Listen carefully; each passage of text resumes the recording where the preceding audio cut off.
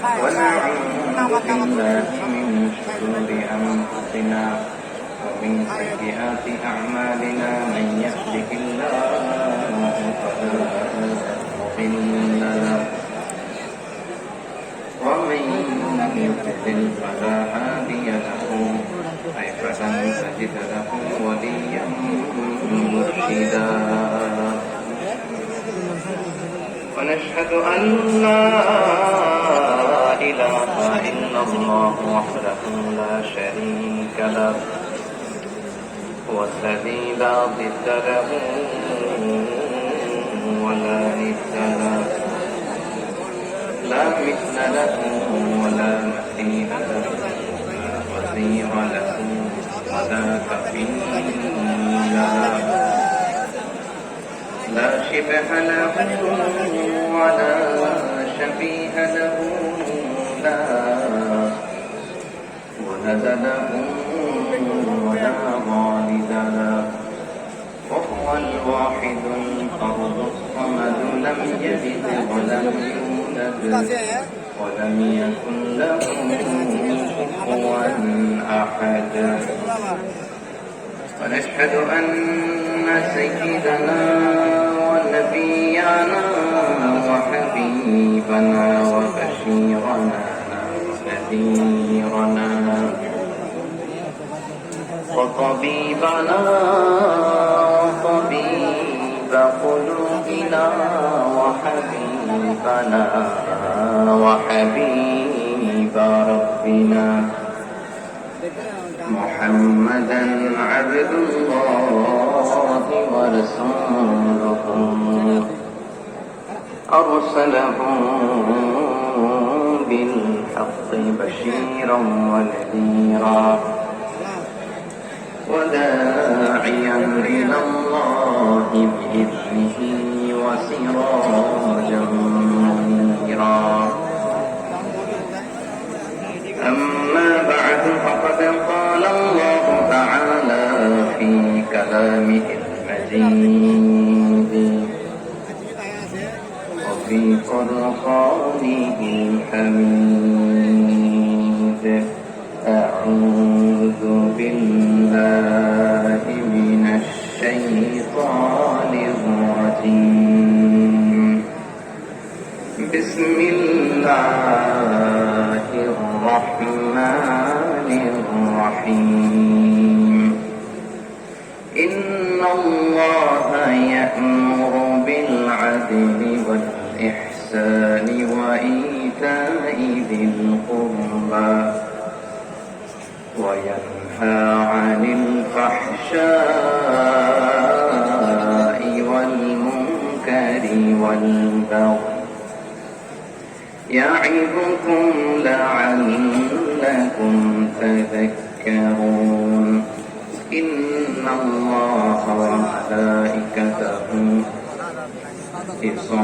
يصلون على النبي يا أيها الذين آمنوا صلوا عليه وسلموا تسليما اللهم صل على محمد وعلى آل محمد كما صليت على إبراهيم وعلى آل إبراهيم إنك حميد مجيد اللهم بارك على محمد وعلى آل محمد كما باركت على إبراهيم وعلى آل إبراهيم إنك حميد مجيد সকল প্রশংসার মালিককে সকল ক্ষমতার উৎসকে কেউ যেটা পারে না পারে কে কেউ যেটা দেখে না দেখে কে কেউ যেটা শোনে না শোনে কে সে আল্লাহ তাআলার দরবারে আমরা শুকরগুজার হচ্ছি। সবাই পড়েছি কালিমাতুশ শুকর আলহামদুলিল্লাহ। প্রিয় চট্টলাবাসী গলা ছেড়ে দিয়ে আওয়াজ করে একসাথে সবাই পড়ুন রব্বানা লাকাল হামদ। حمدا كثيرا طيبا مباركا فيه يا ربي لك الحمد كما ينبغي لجلال وجهك وعظيم سلطانك لك الحمد بالإيمان لك الحمد بالإسلام لك الحمد بالقرآن আল্লাহ রাব্বুল ইজ্জা ওয়াল জালালের দরবারে শুকরিয়া জ্ঞাপনের পাশাপাশি আমি আজকের এই ঐতিহাসিক চট্টগ্রামের প্যারেড ময়দানে আয়োজিত 5 দিন ব্যাপী তাফসীরুল কোরআন মাহফিলের যারা সম্মানিত আয়োজক বৃন্দ, ইসলামী সমাজ কল্যাণ পরিষদ চট্টগ্রামকে অন্তরের অন্তঃস্থল থেকে ধন্যবাদ এবং মোবারকবাদ জানাতে চাই, যারা দীর্ঘ কয়েক মাস ব্যাপী অনেক কষ্ট করে, অনেক ডিজাইন করে, অনেক প্ল্যান প্রোগ্রাম করে এরকম চমৎকার একটি কোরআনের বাগানকে সাজিয়েছে। আলহামদুলিল্লাহ। আজকের এই প্রোগ্রামের সম্মানিত সভাপতি, প্রধান অতিথি, বিশেষ অতিথি, মঞ্চে উপবিষ্ট উলামায়ে কেরাম, কমিউনিটি লিডার্স, চট্টগ্রামের বিভিন্ন পর্যায়ের বিভিন্ন দলের সামাজিক, ধর্মীয়, রাজনৈতিক নেতৃবৃন্দ, ব্যবসায়ী ভাইরা, চাকরিজীবী ভাইরা, শ্রমজীবী ভাইরা, ছাত্র ভাইরা, পর্দার আড়ালে আমার মায়েরা এবং বোনেরা, সাংবাদিক বন্ধুরা, মিডিয়া কর্মী, ইউটিউবার্স, ভলান্টিয়ার্স, আপনাদের সবাইকে অন্তরের অন্তঃস্থল থেকে শুভেচ্ছা জানাই, মোবারকবাদ জানাই। আপনারা সবাই কেমন আছেন? সবাই ভালো আছেন? সুস্থ আছেন? দোয়া করি আল্লাহ তাআলা আপনাদের সবাইকে ভালো রাখুন, সুস্থ রাখুন, নিরাপদে রাখুন। আমরা সবাই পড়ি আমিন। সম্মানিত সুধী, হযরতুল আল্লাহ শহীদ মরহুম আল্লামা দেলওয়ার হোসেন সাঈদী রাহিমাহুল্লাহ, ওনার স্মৃতি বিজড়িত আজকের এই ঐতিহাসিক প্যারেড ময়দানের তাফসীরুল কোরআনের প্রোগ্রামে সব আছে। স্টেজ আছে, শ্রোতা আছে, প্যান্ডেল আছে, মিডিয়া কাভারেজ আছে, কিন্তু আমাদের কলিজার টুকরাটা আমাদের মাঝে নাই। আজকের এই প্রোগ্রামে আলোচক হয়ে এই চেয়ারে আমি না বসে ওই শ্রোতাদের কাতারে বসে যদি আমাদের আল্লামার নুরানি চেহারার দিকে তাকিয়ে ওয়াজ শুনতে পারতাম, আমাদের হৃদয়টা ঠান্ডা হয়ে যেত, আমাদের তৃষ্ণার্ত হৃদয় শান্ত হতো। সব আজকে আছে, কি যেন নাই, ঠিক কিনা বলেন? আল্লাহ তাআলা প্রতি 100 বছরে একজন মুজাদ্দিদ পাঠান, প্রতি 100 বছরে একজন মুজাদ্দিদ, যিনি সমাজকে সংস্কার করেন। আল্লামা দেলওয়ার হোসেন সাঈদী রাহিমাহুল্লাহ ছিলেন তেমন একজন মুজাদ্দিদ। চিৎকার করে বলেন ঠিক কিনা? উনি শিরক বিদআতের আস্তানাকে তছনছ করে দিয়েছেন, তাওহীদের বাণীকে সমুন্নত করেছেন, মানুষের কাছে তাফসীরুল কোরআনকে জনপ্রিয় করেছেন। আজীবন তিনি ইসলামকে বিজয়ী শক্তি হিসেবে দেখার স্বপ্ন দেখতেন।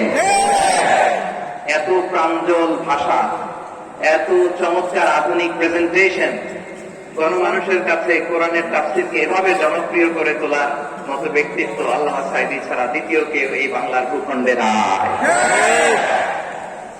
এই যে তাফসীরুল কোরআন, এই যে টার্মিনোলজি, এই টার্মটাই উনি আসলে জনপ্রিয় করেছেন। আমরা আগে জানতাম না যে এভাবে তাফসীর করা যায়, এভাবে scientific indications of the Holi কোরআনকে মানুষের কাছে পেশ করা যায়, এভাবে এত জীবন ঘনিষ্ঠ করে, এত ইন্টারেক্টিভ করে কোরআনের কথাগুলো মানুষের কাছে উপস্থাপন করা যায়। উনি অন্যায়ের বিরুদ্ধে সবসময় সোচ্চার ছিলেন, প্রতিবাদী কণ্ঠস্বর ছিলেন। ওনার আলোচনা শুনলে দেহের রক্ত টক করে ফুটতে থাকতো। Allahu Akbar, Allahu Akbar. He was a strong mouthpiece of Islamic revivalism. Islamic জাগরণের strong mouthpiece ছিলেন আল্লামা সাঈদী রাহিমাহুল্লাহ। অনেক দোয়া পেয়েছেন। আমরা পড়েছি, এমন জীবন তুমি করিবে গঠন, মরণে হাসিবে তুমি, কাঁদিবে ভুবন। গোটা বিশ্বকে তিনি কাঁদিয়েছেন।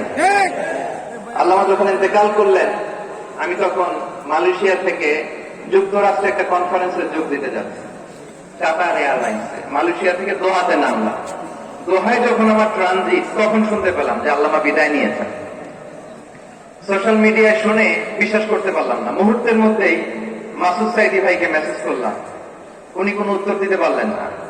মাসুদ ভাইয়ের সাথে যখন কোলাকুলি করি, আমাদের শামীম ভাইয়ের সাথে যখন কোলাকুলি করি, মনে হচ্ছে আল্লামা সাইদির গান পাই। শরীরটা লিটারেলি কাঁপছিল, নিজেকে মানাতে পারছিলাম না, বিশ্বাস করতে পারছিলাম যে আসলে আল্লামা বিদায় নিয়েছেন। ইন দ্য মিন টাইম আমার সেকেন্ড ফ্লাইট দোহা টু নিউ ইয়র্ক, 12 ঘন্টার ফ্লাইটে উঠলাম। ইন্টারনেট থেকে বিচ্ছিন্ন হলাম, নামার পরে শুনলাম আল্লাহু আকবার, যেখানে ওনাকে কবরস্থ করার কথা ছিল সেখানেও কবর দিতে দেওয়া হয় নাই। ছবিগুলো দেখতে লাগলাম, হাসি মাখা মুখ, হাসি মাখা নিথর দেহটা, মরণে হাসিবে তুমি কাঁদিবে ভুবন। From east to west, from north to south, the entire globe, গোটা বিশ্ব ওনার জন্য কেঁদেছে, গোটা বিশ্ব কেঁদেছে, কাবার গিলাফ ধরে ধরে মানুষ চিৎকার করেছে। এর চেয়ে শ্রেষ্ঠ মৃত্যুকার হতে পারে? আমাদের আল্লামার আর কি পাওয়ার ছিল বলেন? আর কি পাওয়ার ছিল? কুল্লু নাফসিন যায়িকাতুল মাউত। যারাই ইন্টারিম গভর্নমেন্টের কাছে দাবি জানায় উচ্চতর তদন্ত কমিটি করে এটা কি হত্যাকাণ্ড ছিল নাকি স্বাভাবিক মৃত্যু ছিল, এই রিপোর্ট গণমানুষের কাছে প্রচার করে জানাতে হবে। এই দাবির সাথে কি সবাই আপনারা একমত? আপনারা একমত? হাত তুলে দেখাও।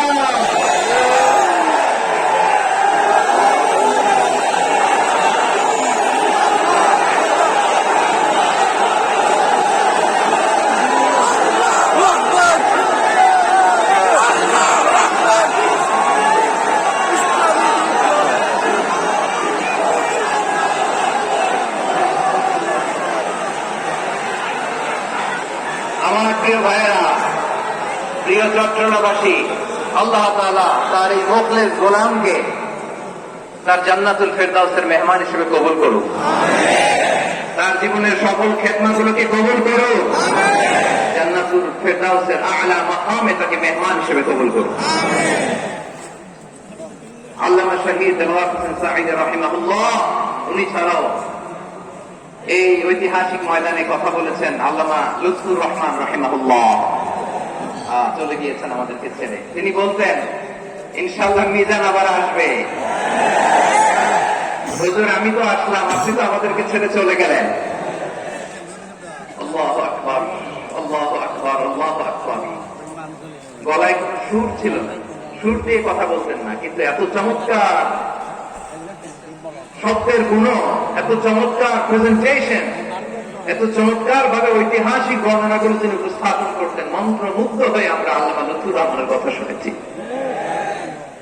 আমরা হযরতুল আল্লাহ লুৎফুর রহমান রাহিমাহুল্লাহর জন্য এই বিশাল ময়দান থেকে দোয়া করছি, আল্লাহ তাআলা তুমি তোমার এই খাদেমকে জান্নাতের মেহমান হিসেবে কবুল করে নাও।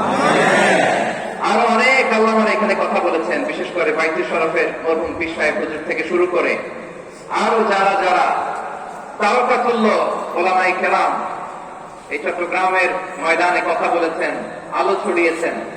আমরা এই লক্ষ লক্ষ তাওহীদি জনতাকে নিয়ে তাদের জন্য দোয়া করছি, আল্লাহ তাআলা ওনাদের জীবনের সকল ভুল ত্রুটি ক্ষমা করে দিয়ে তাদেরকে জান্নাতুল ফেরদাউসের মেহমান বানিয়ে নেই।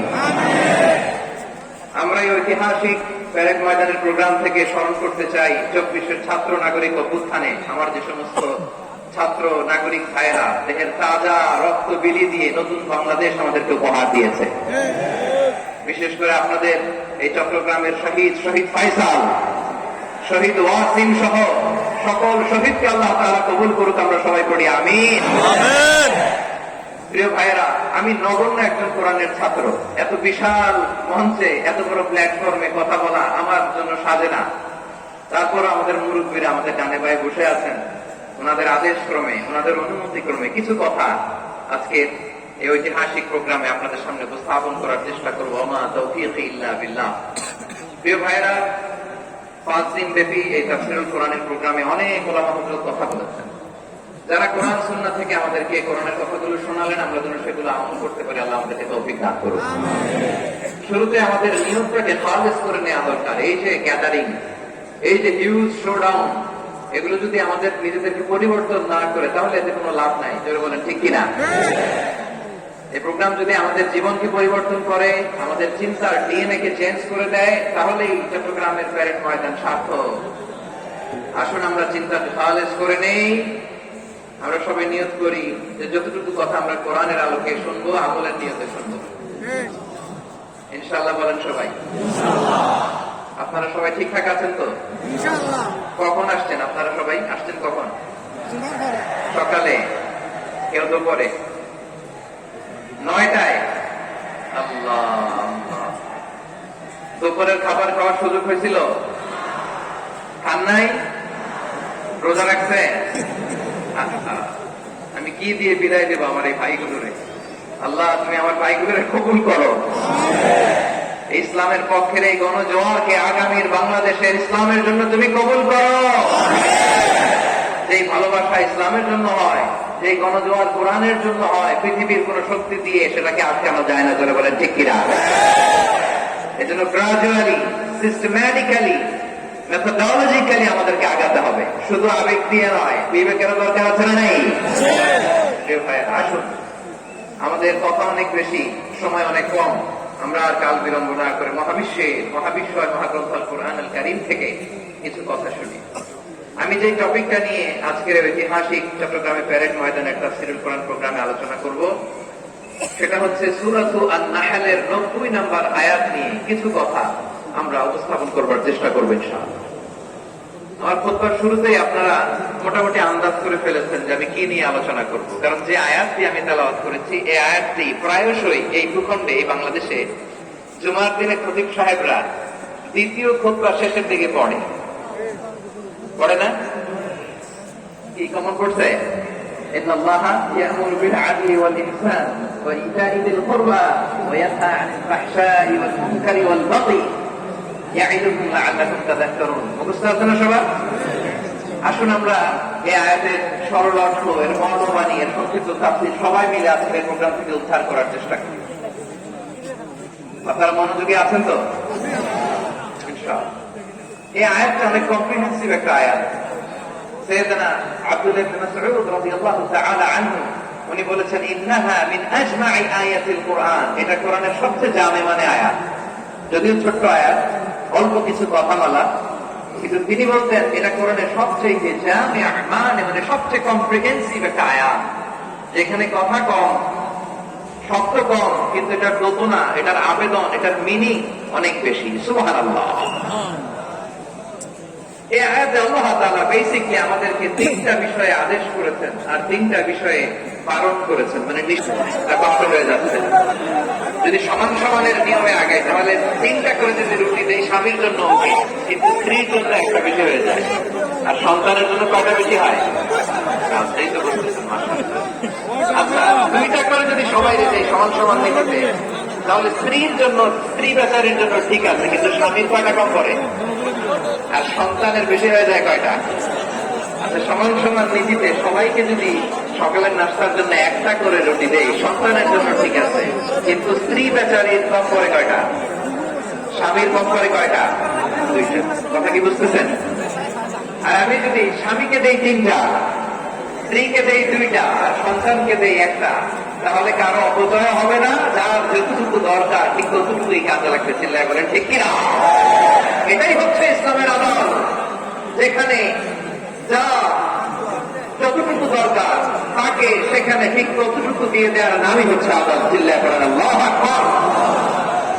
রাব্বুল আলামিন বলেন, ইউসিকুমুল্লাহু ফি আওলাদিকুম লিল-যাকারি মিসলু হাজ্জিল উনসায়াইন। আল্লাহ তোমাদেরকে ওসিয়ত করেন, তোমাদেরকে আদেশ দেন, উত্তরাধিকার সম্পদ যখন বন্টন হবে, ছেলেরা যতটুকু পাবে, মেয়ে পাবে তার অর্ধেক। সুবহানাল্লাহ বলেন। দেখেন, ছেলে যতটুকু, মেয়ে অর্ধেক। ছেলে ডবল পাবে। আপাত দৃষ্টিতে মনে হয় এখানে অবিচার হয়েছে, কিন্তু আসলে কি অবিচার হয়েছে? আপনি বিয়ের ক্ষেত্রে যান, ওইখানে আবার ছেলে মহারণা দেয়, মেয়ে সেখানে মহারণা পায়। তাহলে চেক এন্ড ব্যালেন্স, ভারসাম্য, ব্যালেন্স, মধ্যপন্থা এখানে আছে না নাই? এটাই হচ্ছে ইসলামের আদল। আল্লাহ তাআলা এই আদলের আদেশ দিয়েছেন, সুবিচার, ন্যায় বিচার, প্রশাসন এবং ভারসাম্যের আদেশ দিয়েছেন। প্রিয় ভাইয়েরা, একটি শান্তিময় সমাজ, একটা সমৃদ্ধ সমাজ, একটা সফলতাকে আমরা পেতে চাই, এই আয়াতের মধ্যে যদি বাস্তবায়ন